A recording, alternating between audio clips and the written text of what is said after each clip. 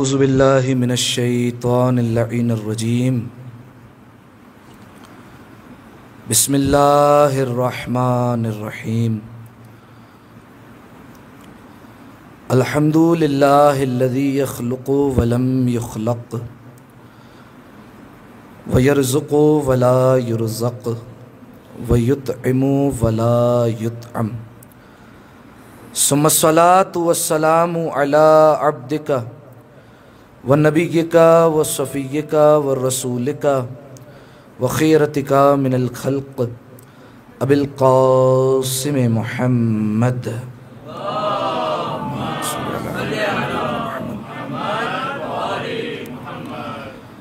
وعلى أهل بيته الطيبين الطاهرين المعصومين المظلومين سيما ابن عمه علي عليه السلام وهو النبأ العظيم والصراط المستقيم والقرآن الكليم وهو الصديق الأكبر والفاروق الأعظم وحبل الله المتين وإمام المسلمين ووصي رسول رب العالمين واللعنة الدائمة على أعدائهم أجمعين۔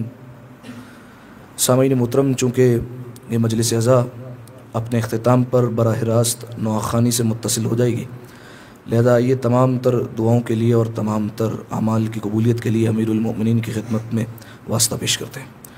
یا ابا الحسن یا امیر المؤمنین یا علی ابن ابی طالب یا حجت اللہ علی خلقہ یا سیدنا و مولانا انا توجہنا واستشفعنا وتوسلنا بك إلى الله وقدمناك بين يدي حاجاتنا يا وجيها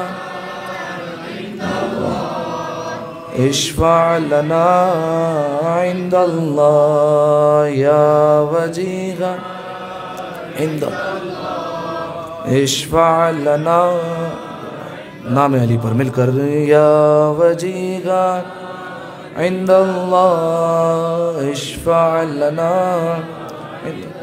اما بعد فقد قال اللہ سبحانہ وتعالی فی محکم کتابہ المبین بسم اللہ الرحمن الرحیم عما یتساءلون عن النبأ العظیم الذی ہم فیہ مختلفون کلا سیعلمون ثم کلا سیعلمون صلوات علی محمد و آل محمد اللہم صلی علی محمد و آل محمد۔ سامعین محترم، عزیزان گرامی قدر، ابتدائے کلام میں آپ تمام موالیان حیدر کرار کی خدمت میں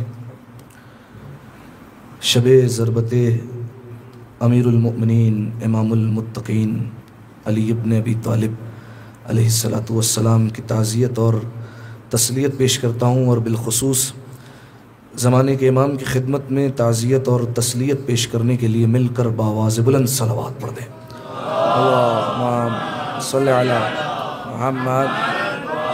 محمد۔ سامعین محترم، چند دقیقے ہیں فقط اور فقط گفتگو کرنے کے لیے، اسی میں مصائب بھی پڑھنے ہیں اور فضائل بھی پڑھنے ہیں، لہذا آج سے باقاعدہ طور پر تو موضوع کا آغاز نہیں ہو پائے گا، کیونکہ ظاہر معروضات زیادہ ہیں اور دامن وقت میں گنجائش نہیں، لہذا فقط اور فقط چند باتیں امیر کائنات کے فضائل کے اعتبار سے سن لیجئے، اس کے بعد انشاءاللہ کل دیکھتے ہیں زندگی رہی تو پھر آپ کی خدمت میں چند معروضات موضوع کے لحاظ سے عرض کریں گے۔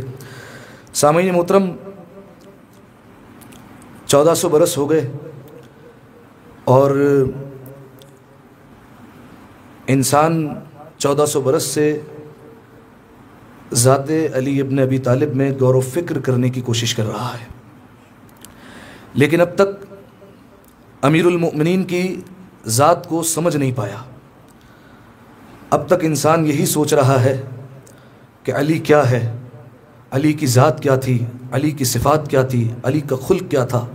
اب تک انسان اسی سوچ میں محو ہے اور اسی سوچ میں گم ہوا ہے، اور یہ سوال اپنی جگہ پر قائم ہے کہ علی کیا ہے۔ اور سامعین محترم، یقین جانیے یہ سوال رہتی قیامت تک ایسا ہی رہے گا۔ کوئی انسان اس بات کا جواب تلاش نہیں کر پائے گا کہ علی کہتے کسے ہیں۔ تھوڑا تھوڑا سا اگر آپ میرے ساتھ جڑ جائیں اور امیر المومنین کے فضائل پر بول دیں تاکہ جو ہے وہ مجلس کا حق ادا ہو جائے۔ یہ سوال اپنی جگہ پر ہمیشہ کے لیے قائم رہے گا، علی کیا ہے؟ کوئی نہیں سمجھ سکتا امیر المومنین کی ذات کو، کوئی نہیں پہچان سکتا امیر المومنین کی ذات گرامی کو۔ یہ میں اپنی طرف سے جملہ نہیں کہہ رہا ہوں، یہ اس لیے کہہ رہا ہوں کیونکہ روایت میں ایسا آیا۔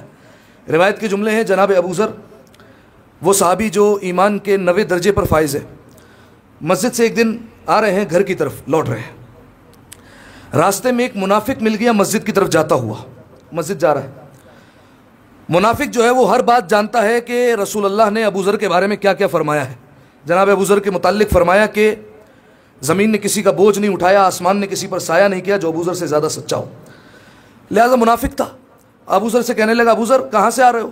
کہا من المسجد ہے، مسجد سے آ رہا ہوں۔ کہا من فی المسجد، ابھی مسجد سے آ رہے ہو تو مسجد میں ہے کون؟ کس کو دیکھ کر آ رہے ہو؟ تو جناب ابو ذر نے بڑا عجیب جواب دیا، کہا مسجد میں نبی بیٹھے ہوئے ہیں اور برابر میں وہ بیٹھا ہے جسے میں نہیں جانتا۔ ٹھیک ہے، کیا کہا؟ مسجد میں نبی بیٹھے ہوئے ہیں اور برابر میں وہ بیٹھا ہے جسے میں نہیں جانتا۔ دیکھیے اگر میں آپ سے پوچھوں کہ برابر والے مکان میں کون رہتا ہے، اگر آپ کو نہیں پتا تو آپ سیدھا سیدھا کہتے ہیں کہ مجھے نہیں پتا، مجھے نہیں معلوم ہے، لیکن اتنا طویل جملہ باندھنے کی کیا ضرورت ہے کہ فلاں جو مکان میں رہتا ہے اس کو میں نہیں جانتا، ایک فرد کو تو جانتا ہوں لیکن اس کے ساتھ جو سوتا ہے اسے میں نہیں جانتا۔ ٹھیک ہے، ایسا جو ہے وہ کہنے کی کیا ضرورت ہے؟ وہ جناب ابو ذر نے جب یہ جملہ کہا تو وہ بڑا حیران ہوا، کہا یہ ابو ذر نے ایسا جملہ کیوں کہا؟ اب جب اس کے اندر یہ پیاس بڑی تو وہ مسجد کی طرف گیا کہ دیکھوں تو صحیح کہ ابو ذر کس کے متعلق نہیں جانتے۔ اب جب مسجد کے دروازے پر کھڑے ہو کر نگاہ ڈالی تو نبی کے برابر میں علی بیٹھے ہوئے دکھائی دیے۔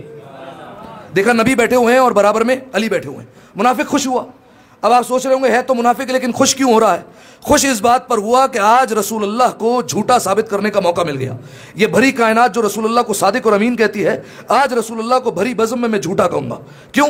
کیونکہ ابو ذر کے متعلق کہا کہ ابو ذر سب سے زیادہ سچے ہیں، اور ابو ذر نے کہا کہ نبی کے برابر میں وہ بیٹھا ہے جسے میں نہیں جانتا، یہ تو ابو ذر نے جھوٹ کہا ہے۔ تو وہ شخص آیا اور رسول اللہ کی خدمت میں اور رسول اللہ کو آ کر کہتا ہے کہ یا رسول اللہ آج میں آپ کو جھوٹا ثابت کروں گا۔ رسول اللہ نے کہا بات کیا ہے؟ فرمایا یا رسول اللہ ابو ذر کے ساتھ ایسی ایسی بات ہوئی۔ رسول اللہ نے کہا مجھ سے کیا پوچھتے ہو؟ ابو ذر کو بلا لیتے ہیں۔ جناب ابو ذر کو بلایا گیا، آیا علی کا شیر، علی کا عاشق ہنستے کھیلتے مسجد کے دروازے پر، اور مسجد پر آ کر کہا السلام علیکہ یا رسول اللہ، السلام علیکہ یا امیر المؤمنین علی ابن ابی طالب، اور فوراً سلام کر کے آیا۔ جی یا رسول اللہ، کیسے یاد فرمایا؟ کہا ابو ذر اس منافق کی بات کا ذرا جواب دو۔ کہا ابو ذر ابھی تم مجھے راستے میں ملے تھے اور تم نے مجھے کہا کہ مسجد میں نبی بیٹھے ہیں اور برابر میں وہ بیٹھا ہے جسے میں نہیں جانتا، کیا تم علی کو نہیں جانتے؟ علی کے پیچھے روزانہ نماز پڑھتے ہو، علی کے ساتھ روزانہ بازار جاتے ہو، علی کے صحابہ میں تمہاری بیٹھک ہے، علی کے روزانہ باتیں کرتے ہو، علی کے فضائل کا تم تذکرہ کرتے رہتے ہو، اس کے باوجود تمہاری زبان پر یہ جملہ ہے کہ تم علی کو نہیں جانتے۔ ابو ذر کے چہرے پر مسکراہٹ آئی اور مسکرا کر جملہ کہا، فرمایا میں نہیں کہتا، رسول کہتے ہیں یا علی یا لا یعرفک الا اللہ وانا، اے علی تجھے کوئی پہچان ہی نہیں سکتا، یا تو خدا پہچانتا ہے یا مصطفیٰ پہچانتا ہے۔ جزاکم اللہ۔ جنہوں نے چپ کر روزہ رکھا ہوا ہے ان سے گزارش کروں گا یہ توڑے روزہ، روزہ ختم ہو چکا ہے، افطار کر چکے ہیں، اس روزے کو توڑ دے تاکہ جو ہے وہ امیر المومنین کے فضائل پر بولنے کی تھوڑی توفیق نصیب ہو۔ لہذا سامعین محترم، جناب ابو ذر کی روایت سے ثابت ہوا کہ امیر المومنین کو کوئی نہیں پہچان سکتا۔ تو اب تک یہ دنیا اس سوچ میں مصروف ہے اور دنیا یہ سوچ رہی ہے علی ہے کیا، علی کو کیسے پہچانا جائے، علی دراصل ہے کیا، علی کو کس طریقے سے پہچانا جائے۔ دیکھیے سامعین محترم، ایک جملہ کہتا ہوں اگر آپ تک پہنچ سکے، اس شخص کو کوئی کیسے پہچان سکتا ہے اور اس شخص کے بارے میں کیسے کوئی جان سکتا ہے جس کی دنیا میں کوئی مثال ہی موجود نہیں ہے؟ کیسے ہو سکتا ہے؟ دیکھیے سامعین محترم، اگر ہمیں کسی چیز کو پہچاننا ہونا تو مثال دی جاتی ہے۔ ٹھیک ہے، یہ تعلیمی اداروں میں، اسکول میں، مدرسوں میں پڑھتے ہیں، کوئی ڈیفینیشن لکھی جاتی ہے، پھر نیچے لکھا جاتا ہے فار ایگزامپل۔ ٹھیک ہے، اس کے بعد جو ہے وہ بات آگے بڑھتی ہے۔ یہ فار ایگزامپل کیوں لکھا جاتا ہے؟ یہ مثال لکھی کیوں جاتی ہے؟ مثال اس لیے ہوتی ہے تاکہ اصل بات سمجھ میں آ جائے۔ ٹھیک ہے، بالفرض میں نے ممبئی شہر نہیں دیکھا، اب مجھے اگر سمجھنا ہو کہ ممبئی شہر کیا ہے تو اب جو ہے وہ مثال دینی پڑے گی، بجائے اس کے کہ آپ خصوصیات بیان کریں کوئی ایک مثال دے دے۔ آپ کہتے ہیں قبلہ آپ نے کراچی شہر دیکھا ہے؟ میں نے کہا جی، بس جیسے اس کی گلیاں ویسے ہی ممبئی شہر کی ہے، جیسے وہاں کے لوگ ہیں ویسے ہی اس کے لوگ ہیں۔ بس جب مثال دے دی تو مجھے یہ بات مکمل طور پر سمجھ آ گئی۔ اب سامعین محترم، علی کی کوئی دنیا والا مثال لا کر بتائے۔ ٹھیک ہے،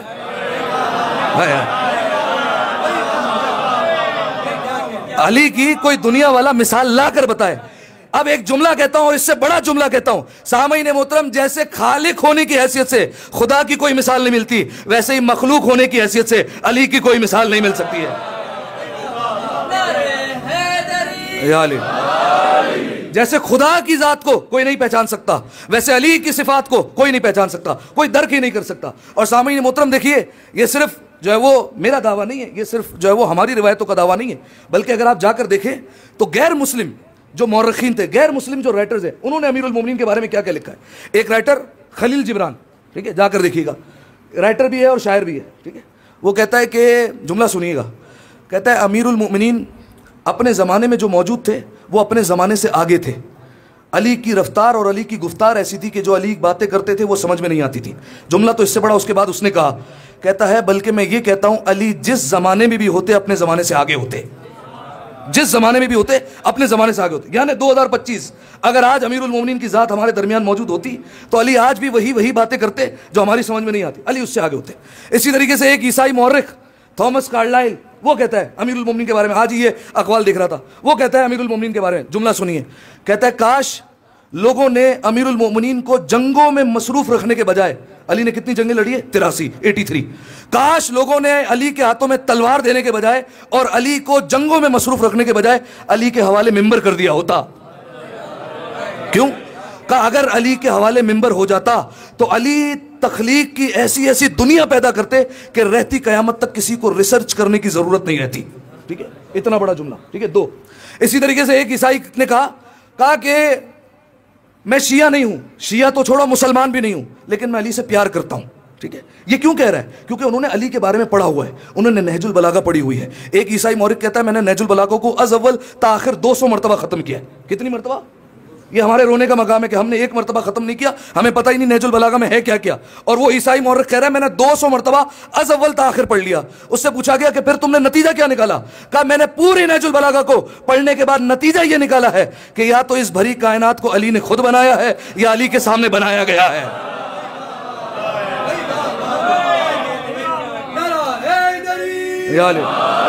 یہ میں اپنی باتیں نہیں کر رہا، یہ میں ان عیسائی مورخوں کی باتیں کر رہا۔ تو وہ کہہ رہے ہیں کہ ہم شیعہ نہیں، شیعہ تو چھوڑو مسلمان بھی نہیں، اور مسلمان تو چھوڑو ہم جو ہے وہ تمہارے مذہب کا الف بے بھی نہیں جانتے، لیکن ہم علی سے پیار کرتے ہیں۔ یاد رکھیے گا سامعین محترم، علی کو پیار کرنے کے لیے شیعوں کا کاپی رائٹ نہیں ہے، ٹھیک ہے، شیعوں کا کاپی رائٹ نہیں ہے اس پر کہ فقط ہم ہی علی سے پیار کر سکتے ہیں۔ مسلمان بھی پیار کر سکتا ہے، غیر مسلم بھی پیار کر سکتا ہے، دہریہ بھی پیار کر سکتا ہے، عیسائی بھی پیار کر سکتا ہے، یہودی بھی پیار کر سکتا ہے، ہندو بھی پیار کر سکتا ہے، علی کو کوئی بھی پیار کر سکتا ہے۔ بس ایک بات بیان فرماؤں، علی کو محبت کرنے کی ایک ہی شرط ہے، ماں نیک ہونی چاہیے، باپ ایک ہونا چاہیے۔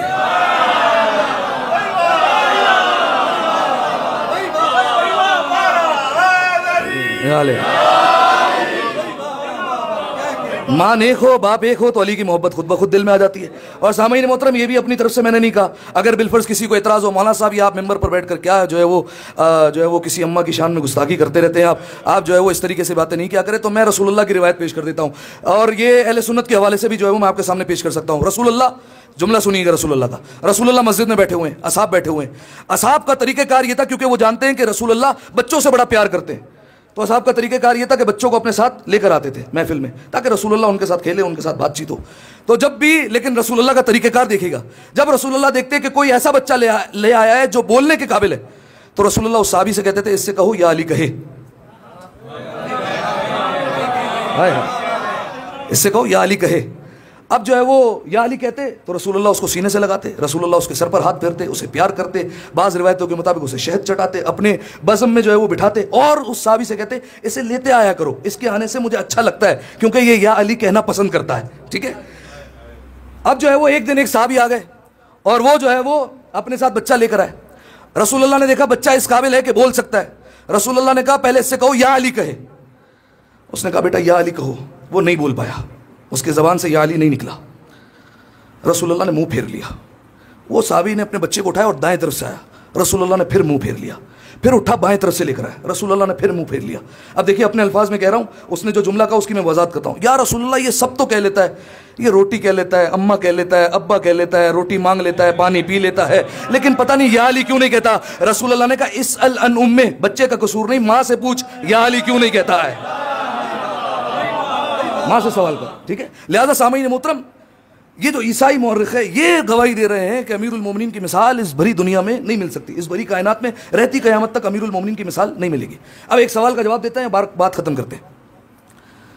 اگر بالفرض کوئی مجھ سے سوال کر لے کہ قبلہ کیا آپ نے کہا علی کی مثال نہیں مل سکتی، علی کی مثال ہم بندوں میں نہیں مل سکتی، لیکن کیا نبیوں میں بھی علی کی مثال نہیں مل سکتی؟ کیا فرشتوں میں بھی علی کی مثال نہیں ہو سکتی؟ کیا ان میں بھی کوئی علی جیسا نہیں ہے؟ دیکھیے پہلے بات کو سمجھاتا ہوں. دیکھیے جناب اسرافیل فرشتے ہیں، جناب اسرافیل کی ڈیوٹی ہے سور پھونکنا.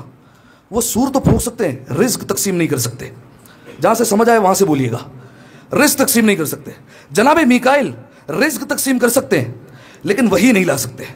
جناب جبرائیل علیہ السلام وہی لا سکتے ہیں لیکن ان کے پاس آدم کے پاس جو اسماء کا علم ہے وہ نہیں ہے.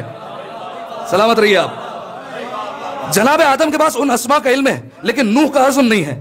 جناب نوح کے پاس وہ عزم ہے، ابراہیم والی خلت نہیں ہے. ابراہیم کے پاس وہ خلت ہے، موسیٰ جیسی مناجتیں نہیں ہیں. موسیٰ کے پاس مناجتیں ہیں، یوسف کا جمال موجود نہیں ہے. یوسف کے پاس جمال ہے لیکن یعقوب کا حزن نہیں ہے. یعقوب کے پاس حزن ہے لیکن یحییٰ کا زہد نہیں ہے. یحییٰ کے پاس زہد ہے، عیسیٰ کی عبادت نہیں ہے. عیسیٰ کے پاس عبادت ہے، محمد جیسا اخلاق نہیں ہے. اب سننا، رسول اللہ نے فرمایا من احب ان ينظر الى اسرافیل فی ہیبتہ والى میکائیل فی رتبتہ وجبرائیل فی ہیبتہ والى آدم فی علمہ والى نوح فی عزمہ وإلى ابراہیم فی خلتہ وإلى موسیٰ فی مناجاتہ وإلى یوسف فی جمالہ وإلى یحییٰ فی زہدہ وإلى عیسیٰ فی عبادتہ فلینظر علی ابن ابی طالب. ترجمہ سنیے، جو چاہتا ہے اسرافیل کو اس کی ہیبت میں دیکھے، اس کی ہیبت میں دیکھے. علی کی ہیبت اور زیادہ ہے، ٹھیک ہے، اس کی ہیبت میں دیکھے. جو چاہتا ہے میکائیل کو اس کے رتبے میں یعنی رزق تقسیم کرنے میں دیکھے. کوئی کہہ کر بتایا علی رزق تقسیم نہیں کر سکتے؟ رسول کی حدیث ہے میکائیل کو رزق تقسیم کرنے کے رتبے میں دیکھے. کوئی چاہتا ہے کہ وہ جبرائیل کو وحی لاتے ہوئے دیکھے. کوئی چاہتا ہے کہ وہ آدم کو علم میں دیکھے، نوح کو علم میں دیکھے، ابراہیم کو خلت میں دیکھے، موسیٰ کو مناجات میں دیکھے، یحییٰ کو زہد میں دیکھے، عیسیٰ کو عبادت میں دیکھے. فلینظر علی ابن ابی طالب. در در بھٹکنے کی ضرورت نہیں، ایک دروازے پر آ جاؤ، علی کو دیکھ لو گے سب مل جائیں گے.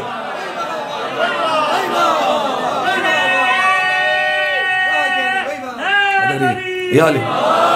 پوری کائنات میں اکیلا مصطفیٰ ہے جن کو کہا جا سکتا ہے یہ علی کی مثال ہے، ٹھیک ہے. حالانکہ رسول اللہ افضل ہے لیکن فرمایا علی منی وانا منہ، میں علی مجھ سے ہے اور میں علی سے ہوں. دیکھیے سامعین محترم، اب میں نے آپ کے سامنے ثابت کر دیا بھری کائنات میں، ایک جملہ کہنا ہے مجھے اور بات ختم ہو جائے گی. بھری کائنات میں علی کی کوئی مثال موجود نہیں ہے. 1400 برس سے انسان فکر کے دریا میں گوتے مار مار کر تھک گیا لیکن اسے نہیں سمجھ میں آیا کہ علی کیا ہے. اسے علی کی مثال نہیں ملی، اسے علی کی سمجھ میں نہیں آئی. عیسائی مورخوں نے یہ کہا کہ علی کی مثال ہمیں بھی نہیں ملتی. عیسائی مورخوں نے کہا ہم علی سے پیار کرتے ہیں، ہمیں علی کی مثال نہیں ملتی. اور اس کے بعد میں نے ثابت کیا علی کی مثال عام انسانوں میں کیا انبیاء میں اور فرشتوں میں بھی نہیں مل سکتی. پھر مجھے کہنے دیجئے کہ جب انبیاء اور فرشتے مل کر علی کی برابری نہیں کر سکتے تو وہ جو مسئلے بیٹیوں سے پوچھا کرتا تھا وہ علی کی برابری کیسے کر لے گا؟ کس طریقے سے علی کے برابر آئے گا؟ بے شک. بس سامعین محترم، انشاءاللہ وہ باتیں، وہ فضائل آپ کی خدمت میں ان مجالس میں بیان کی جائیں گے جن فضائل کے ذریعے سے امیر المؤمنین کی دشمنی بڑھی، امیر المؤمنین سے حسد کیا گیا. ٹھیک ہے، یہ پورا علماء نے ایک باب رقم کیا ہے. ٹھیک ہے کہ مولا نے فرمایا نحن محسود، ہم ہیں وہ جن سے لوگ حسد کرتے ہیں. وہ کیوں حسد کرتے ہیں؟ وہ فضیلتیں کیا ہیں؟ وہ فضائل کیا ہیں جن کی وجہ سے حسد ہوا؟ خیر 3-4 دن کا یہ موضوع ہے لیکن جو ہے وہ میں آپ کے سامنے کوشش کروں گا کہ کل آپ کی خدمت میں وہ فضائل بیان کروں جس کی وجہ سے امیر المومنین سے حسد کیا گیا، جس کی وجہ سے امیر المومنین کی دشمنی جو ہے وہ دلوں میں بٹھائی گئی. انشاءاللہ جو ہے وہ فضائل اور وہ باتیں جو ہے وہ بیان کروں گا. ہو سکتا ہے شب ہجرت کی طرف بھی تھوڑا بہت اشارہ ہو جائے اگر وقت مل گیا انشاءاللہ میں. بس سامعین محترم، خیر 9 کلمات ایسے تھے امیر المومنین کے جو پیش کرنے تھے مجھے. 9 کلمات وہ جن میں سے کچھ کا تعلق نہج البلاغہ سے ہے، کچھ کا تعلق حکمتوں سے ہے. یہ وہ 9 کلمات ہیں کہ جن کے متعلق شیخ صدوق نے لکھا کہ اہل سنت نے لکھا ہے کہ امیر المومنین کے باقی کلمات چھوڑ دو، ان 9 کلمات کے آگے ہماری عقل جو ہے وہ حیران رہ گئی، فصاحت و بلاغت دم توڑ دیتی ہے یہ 9 کلمات کے آگے. ٹھیک ہے، وہ کلمات کیا ہے انشاءاللہ کسی مجلس میں آپ کے سامنے بیان کروں گا. ٹھیک ہے، بلکہ اہل سنت کے یہاں جو ہے وہ کتاب بھی لکھی گئی خلفائے راشدین کی حکمتیں. ٹھیک ہے، وہ لکھنے کے بعد انہوں نے خود اس کتاب پہ بینڈ لگایا. کیوں لگایا؟ وہ اس وجہ سے موضوع کیا ہے؟ خلفائے راشدین کی حکمت بری باتیں. ٹھیک ہے، حکمتیں. اس میں جو ہے وہ جو ان کے پہلے خلیفہ ہیں ان کے متعلق جو ہے وہ حکمتیں لکھی تو 2 صفحے 3 صفحے، اتنی موٹی کتاب ہے 2 صفحے.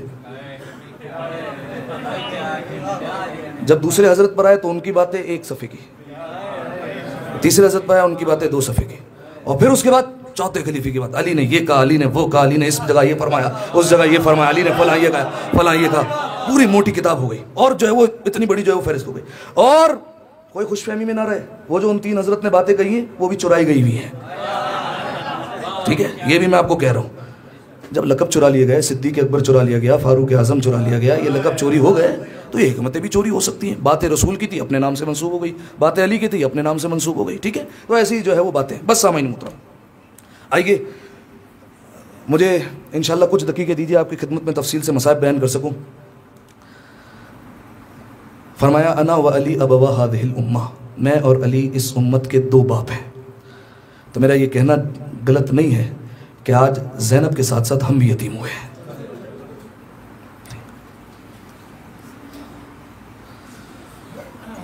سامعین محترم، اپنے ذہنوں کو لے جائیے مسجد کوفہ میں 40 ہجری کا رمضان بڑا عجیب رمضان تھا۔ جب سے ماہ رمضان شروع ہوا تھا، علی عجیب طرز سے گفتگو کر رہے ہیں، ممبر پر بیٹھے ہیں، محسوس کیجئے گا اور جملوں کو اور گریہ کر لیجئے گا تاکہ جناب زینب سے دعائیں حاصل کر سکیں۔ ممبر پر بیٹھے ہیں اور ایک مرتبہ خطبہ دیتے دیتے کہا، بیٹا حسن رمضان کے کتنے دن گزر گئے؟ کہا بابا جان 17 دن گزر گئے۔ اچھا بیٹا حسین ماہ رمضان میں کتنے دن رہ گئے؟ کہا بابا جان ماہ رمضان میں 13 دن رہ گئے، 13 دن بعد ہم سب مسلمان عید منائیں گے۔ امیر المومنین نے کہا بیٹا حسین سب عید منائیں گے، تمہارا بابا نہیں منائے گا، اس بار تمہارا بابا نہیں منائے گا۔ کسی نے بڑھ کر علی سے سوال کر لیا، یا علی آپ تو داڑھی کو خضاب کرتے رہتے ہیں، دیکھیے آپ کی داڑھی کتنی سفید ہو چکی ہے، مولا ذرا اس پر رنگ تو لگا لیجئے۔ امیر المومنین نے کہا نہیں، اس مہینے میں علی کی داڑھی کو خون سے خضاب کیا جائے گا۔ علی ایک ایک کر کے اس طریقے سے باتیں کرتے جاتے ہیں۔ سامعین محترم، روایت کے جملے ہیں، امیر المومنین نے اپنے بیٹے حسن کو بلایا، امام حسن علیہ السلام سے کہا بیٹا حسن تم تو جانتے ہو علی کا طریقہ کار یہ ہے کہ علی روزانہ اپنی اولاد میں سے کسی کے یہاں افطار کرتا ہے۔ اے حسن آج علی کا دل ہے کہ اپنی بیٹی ام کلثوم کے یہاں افطار کرے، آج علی ام کلثوم کے گھر افطار کرے گا۔ ٹھیک ہے بابا جان۔ عزادارو امیر المومنین 18 رمضان تھی، اپنی بیٹی ام کلثوم کے گھر آ گئے۔ سنتے جائیے اور روتے جائیے۔ آپ جانتے ہیں بیٹیوں کا دل ہوتا ہے کہ باپ کے سامنے کائنات کی ہر چیز دسترخوان پر رکھ دے۔ اب سوچیے علی جیسا باپ ہو اور ام کلثوم جیسی بیٹی ہو، لیکن ام کلثوم علی کا مزاج سمجھتی ہے نا، دسترخوان لگایا گیا، ام کلثوم نے کل 3 چیزیں رکھی، جو کی روٹی رکھی، نمک رکھا اور دودھ رکھا۔ امیر المومنین نے جیسے ہی غذاؤں کو دیکھا فوراً نگاہیں اٹھا کر ام کلثوم کو دیکھا، ام کلثوم کیا تم اپنے بابا کا مزاج نہیں جانتی؟ تمہارا بابا ایک وقت میں 2 غذاؤں کو جمع نہیں کرتا، بیٹی نمک اور دودھ میں سے کوئی ایک چیز اٹھا لو۔ عزادارو جناب ام کلثوم بیٹی ہے، بیٹی کا دل تھا، چاہا نمک اٹھا لے تاکہ بابا دودھ سے افطار کرے، لیکن ام کلثوم کو روکا، کہا دودھ کو لے جاؤ، دودھ شاید کسی کے کام آ جائے گا۔ شاید اپنے قاتل کی طرف اشارہ کر رہے تھے، کہا دودھ کسی کے کام آ جائے گا، میں نمک سے افطار کر لیتا ہوں۔ میرے مولا نے 18ویں ماہ رمضان کو جو کی روٹی اور نمک سے افطار کیا اور ایک جملہ کہا، اِنَّ فِي حَلَالِهَا حِسَابٌ وَإِنَّ فِي حَرَامِهَا عِقَابٌ، بے شک دنیا کے حلال میں حساب ہے، بے شک دنیا کے حرام میں عذاب اور گناہ ہے۔ بس سامعین محترم، علی نے مختصر سا افطار کیا، دسترخوان کو سمیٹا گیا، علی ایک مرتبہ اٹھے اور افطار کے بعد سے مصلی عبادت پر آ گئے۔ علی کتنا بڑا عابد ہے، کتنا بڑا عبادت گزار ہے، لیکن جانتے عزادارو آج علی کی عبادت میں عجیب پریشانی ہے۔ جانتے عزادارو مولا میرا 2 رکعت نماز پڑھتا ہے، پھر صحن خانہ میں آتا ہے اور آسمان کی طرف دیکھ کر کہتا ہے یہ وہی رات ہے جس کا علی سے وعدہ کیا گیا ہے۔ پھر اس کے بعد مصلی عبادت پر جاتے ہیں، پھر کچھ دیر بعد آتے ہیں اور آسمان کو دیکھ کر کہتے ہیں نہ میں نے جھوٹ سنا ہے نہ مجھے جھوٹ بولا گیا ہے، یہ مہینہ ہے جس میں علی کی داڑھی کو خون سے رنگ دیا جائے گا۔ پھر اس کے بعد مصلی عبادت پر آئے، پھر اس کے بعد صحن خانہ میں آئے، آسمان کو دیکھا، جناب ام کلثوم بیٹی ہے نا، دل تڑپ گیا، ہاتھوں کو جوڑ کر کہا بابا کیا بات ہے، بابا آج افطار بھی ٹھیک نہیں کیا، بابا مصلی عبادت پر آئے ہیں، بار بار صحن خانہ میں آ جاتے ہیں، بابا مجھے بتائیے تو صحیح بات کیا ہے، جو رونے کے لیے آیا ہے صداؤں کو بلند کرنا۔ امیر المومنین نے اپنی بیٹی کو کچھ نہ کہا، ایک جملہ کہا، اِنَّا لِلَّهِ وَإِنَّا إِلَيْهِ رَاجِعُونَ۔ اے ام کلثوم، یہ وہی رات ہے جس کا وعدہ کیا گیا ہے۔ جناب ام کلثوم نے کہا بابا میں آپ کو دیکھتی ہوں آپ بار بار گھبراتے ہیں، بابا گھبراتے کس لیے ہیں؟ امیر المومنین نے کہا ہے بیٹی تم تو جانتی ہو علی نے بڑے بڑے پہلوانوں کا مقابلہ کیا ہے، علی نے بڑے بڑے پہلوانوں کو خاک چٹائی ہے، لیکن ام کلثوم آج کسی پہلوان کے سامنے نہیں جانا، آج رب العالمین کے سامنے جانا ہے۔ بس عزادارو علی اس طریقے سے باتیں کرتے رہے۔ بس عزادارو رات کا کچھ پہر گزرا، علی کے کانوں میں تلواروں کی آوازیں آنے لگی۔ امیر المومنین اٹھے، گھر کا دروازہ کھولا، دیکھا کیا ہے؟ جناب حذیفہ یمانی، علی کا چاہنے والا۔ میں یقین سے کہتا ہوں اگر ہم اس زمانے میں ہوتے، ہماری اور آپ کی یہی کیفیت ہوتی، ایک ہی کیفیت ہوتی۔ اگر کیفیت سے دل مل جائے نا تو اپنی صداؤں کو بلند کر دینا۔ دیکھا جناب حذیفہ یمانی ہے اور ساتھ میں 40 اصحاب ہیں، سب کے ہاتھوں میں تلواریں ہیں۔ جناب حذیفہ نے کہا، حذیفہ سے کہا حذیفہ یہ کیا ہے، 40 اصحاب کو کیوں لے کر آئے ہیں؟ حذیفہ نے عجیب جواب دیا، کہا مولا جب سے رمضان شروع ہوا ہے آپ عجیب عجیب باتیں کرتے ہیں، کبھی کہتے ہیں میری داڑھی کو رنگ دیا جائے گا، کبھی کہتے ہیں میں عید نہیں مناؤں گا، کبھی کہتے ہیں حسن کتنے دن رہ گئے، کبھی کہتے ہیں حسین کتنے دن رہ گئے۔ مولا مجھ سے برداشت نہیں ہوتا، مولا خاک ہو ہماری زندگی پر، ہم جیتے رہے اور آپ مارے جائیں۔ اس کے بعد امیر المومنین نے کہا حذیفہ میں کون ہوں تمہارا؟ کہا آپ ہمارے امام ہیں۔ حذیفہ میں حکم دیتا ہوں گھر واپس چلے جاؤ۔ حذیفہ الٹے قدموں واپس پلٹے، لیکن جاتے جاتے مڑ مڑ کر بار بار میرے مولا کا چہرہ دیکھتے جاتے اور کہتے جاتے خدا کرے یہ وہ رات نہ ہو، خدا کرے یہ وہ رات نہ ہو، خدا کرے یہ وہ پہر نہ ہو۔ اجرکم اللہ، اجرکم الزہرا، خدا سلامت رکھے۔ عزادارو ایک جملہ کہتا ہوں آپ کے رونے کے لیے، آپ جانتے ہیں نا جب کسی کا باپ دنیا سے چلا جاتا ہے بیٹوں کو اور بیٹیوں کو بڑی تسلی ہوتی ہے، کوئی آ کر ہمیں گلے لگائے، کوئی ہمارے باپ پر آنسو بہائے۔ عزادارو آج بیویوں میں زینب آئی ہوں گی، آج بیویوں میں ام کلثوم ہوں گی، اپنی صداؤں کو بلند کرنا، ان سے دعائیں لینا۔ اجرکم اللہ، اجرکم الزہرا۔ بس عزادارو میں مصائب پڑھتا ہوں لیکن یہ جملہ مکمل کر دوں۔ حذیفہ گھر گئے اور زوجہ سے کہنے لگے علی نے پہرے داری کا موقع نہیں دیا۔ اس کے بعد لیٹے ہیں، آنکھ لگ گئی، ایک مرتبہ زوجہ آئی، شانہ ہلایا، حذیفہ تو سو رہا ہے؟ سن کے آواز آ رہی ہے، اب جو سنا آواز آ رہی تھی، اللہ قد قتل امیر المومنین، علی مارے گئے۔ حذیفہ اٹھے، دوڑتے ہوئے کہتے گئے آئے میرا مولا اجرکم اللہ، اجرکم الزہرا۔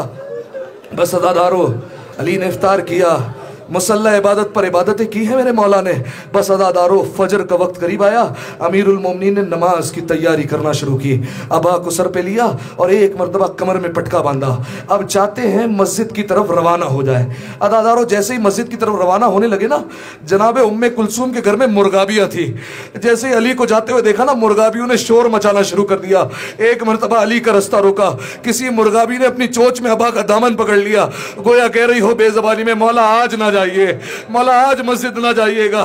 امیر المومنین بیٹھے، ان کے سر پر ہاتھ پھیرنے لگے اور کہنے لگے انہن نواہی، ابھی تو یہ چیخیں مار رہی ہے، کچھ دیر بعد نوحہ بھی پڑھیں گے، کچھ دیر بعد نوحہ بھی سنائیں گے۔ بس عزادارو ایک مرتبہ سر پر ہاتھ پھیرا مرغابیوں کے اور ایک جملہ کہا، ام کلثوم دیکھو میرے بعد اگر ان مرغابیوں کے دانے پانی کا انتظام نہ کر سکو نا، انہیں آزاد کر دینا۔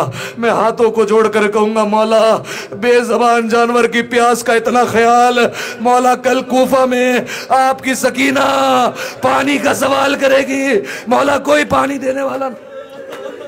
اجرکم اللہ، اجرکم الزہرا۔ شہزادی کوئی غم نہ دے، اپنی صداؤں کو بلند کرتے آئیے۔ بس عزاداروں مرغابیوں کو ایک طرف کیا، اب میرے مولا چاہتے مسجد کی طرف جائے۔ ایک مرتبہ زنجیر دروازے کی زنجیر میرے مولا کے دامن میں ٹک گئی، گویا وہ بھی کہہ رہی ہو مولا آج نہ جائیے۔ امیر المومنین نے مڑ کر کہا ام کلثوم تمہارے گھر کی ہر چیز مجھ پر رو رہی ہے۔ عزاداروں ایک مرتبہ دروازہ کھلا، جانتے عزاداروں دروازے کے باہر کون کھڑا تھا؟ علی کی بڑی بیٹی زینب آ گئی، زینب کبریٰ آ گئی۔ عزاداروں جیسے ہی زینب نے عالم دیکھا اور گھر کا ماحول دیکھا، جناب زینب نے کہا بابا آج مسجد نہ جائیے، بابا آپ کی بیٹیاں کہتی ہے آج مسجد نہ جائیے۔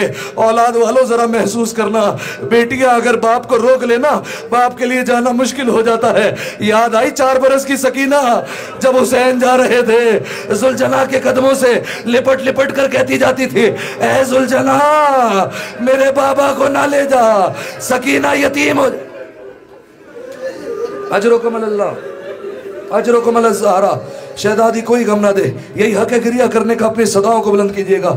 بس عزادارو امیر المومنین چلے ہیں، جیسے ہی مسجد میں پہنچے ہیں کیا دیکھا؟ ایک شخص ہے جو الٹے منہ سو رہا ہے۔ کون ہے یہ؟ عبد الرحمن ابن ملجم، علی کا قاتل ہے، تلوار نیچے رکھ کے سو رہا ہے۔ علی نے جا کر جگایا، اٹھ، الٹے نہ سویا کر، یا تو سیدھا سو یا تو دائیں بائیں کروٹ سویا کر، اور اٹھ جا، نماز کا وقت ہو گیا ہے۔ ایک جملہ کہہ دوں نا عزادارو، علی اپنے قاتل کو بھی بے نمازی نہیں دیکھ سکتا، چاہنے والے کو کیسے بے نمازی دیکھے گا؟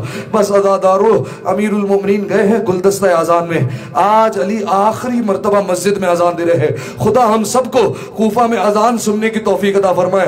عزادارو ذرا محسوس کیجئے گا اور علی کی آواز کو اپنے کانوں میں لائیے۔ ایک مرتبہ علی نے ہاتھوں کو کانوں پر رکھا اور کہا اللہ اکبر، اللہ اکبر۔ کوفہ کے ہر گھر میں مولا کی آواز آ رہی ہے، ہر ایک کہہ رہا ہے مولا کی آواز کو کیا ہو گیا؟ ایک مرتبہ میرے مولا نے کہا اشہد ان لا الہ الا اللہ۔ زینب نے ام کلثوم سے کہا ام کلثوم آج بابا کی آواز میں کتنا درد ہے، آج میرا بابا کتنا درد بھری آواز میں اذان دے رہا ہے۔ ایک مرتبہ کہا اشہد ان محمد رسول اللہ۔ ام کلثوم نے کہا خدا میرے بابا کی خیر کرے۔ بس عزادارو اذان مکمل ہوئی، علی آئے مصلی عبادت پر۔ ذہنوں میں منظر لائیے، علی مصلی عبادت پر ہے، آخری نماز مسجد میں ادا ہونی ہے۔ علی نے تکبیرۃ الاحرام کہی، اللہ اکبر، سورہ الحمد پڑھی۔ میرے مولا نے سورہ پڑھا جو رونے کے لیے آیا ہے۔ میرے مولا رکوع میں گئے، عزادارو سجدے میں سر گیا۔ عزادارو عبد الرحمن ابن ملجم اٹھا، اپنی تلوار کو نکالا، علی کا اٹھا سر، ابن ملجم کی گرتی تلوار، اتنی زور سے تلوار ماری، علی کا سر دوبارہ زمین پر۔ اجرکم اللہ، اجرکم اللہ زہرا۔ علی کا سر دوبارہ زمین پر لگا، ایک مرتبہ سر سے خون کا فوارہ جاری ہوا۔ میرے مولا نے کوفہ کی خاک اٹھائی، سر پر ڈالی، آیت پڑھی وَمِنْهَا خَلَقْنَاكُمْ وَفِيهَا نُعِيدُكُمْ وَمِنْهَا تَارَةً أُخْرَى۔ اسی سے پیدا ہوئے، اسی میں پلٹ کر جانا ہے، اسی سے دوبارہ اٹھائے جائیں گے۔ اور ایک مرتبہ کا فُزْتُ وَرَبِّ الْكَعْبَةِ، خدا کی قسم آج علی کامیاب ہو گیا۔ جبرائیل نے نوحہ پڑھنا شروع کیا، لَقَدْ تَحَطَّمَتْ وَاللَّهِ أَرْكَانُ الْهُدَى، خدا کی قسم ہدایت کے ارکان منہدم ہو گئے۔ اللہ قد قتلا وصی المصطفیٰ، مصطفیٰ کا وصی مارا گیا۔ اللہ قد قتلا امیر المومنین، علی مارے گئے۔ انا للہ و انا الیہ راجعون۔ اجرکم اللہ۔ عزادارو گریہ ہو چکا، آخری جملہ کہوں گا۔ عزادارو میں مولا سے ہاتھ جوڑ کر کہوں گا مولا آپ کو سر پر تلوار لگی، مولا دیکھیں آپ کے عزادار رونے کے لیے آئے ہیں، آپ کو تلوار لگنے پر رو رہے ہیں میرے مولا، لیکن میرے مولا آپ کو جب تلوار لگی آپ نے اپنا سر اٹھا تو لیا نا، آپ نے نماز تو پڑھ لی نا۔ آئیے مولا کربلا میں جب حسین کے سینے پر شمر سوار تھا، خنجر ایسا چلایا حسین دوبارہ نہ اٹھ سکے۔ عزادارو آخری روایت کے جملے ہیں، اس وقت کربلا میں انبیاء کی ارواح تھی۔ ایک بار ہوا آدم نے کہا یا رسول اللہ میں نہیں دیکھ سکتا، تیسرا بار ہوا نوح نے منہ پھیر لیا، کچھ اور بار ہوئے ابراہیم و اسماعیل چلے گئے، ایک اور بار ہوا مصطفیٰ نے کہا یا علی تم جانو، زہرا جانے، حسین جانے۔ ایک اور بار ہوا، علی نے کہا زہرا مجھ سے نہ دیکھا جائے گا، اب تم جانو، حسین جانے۔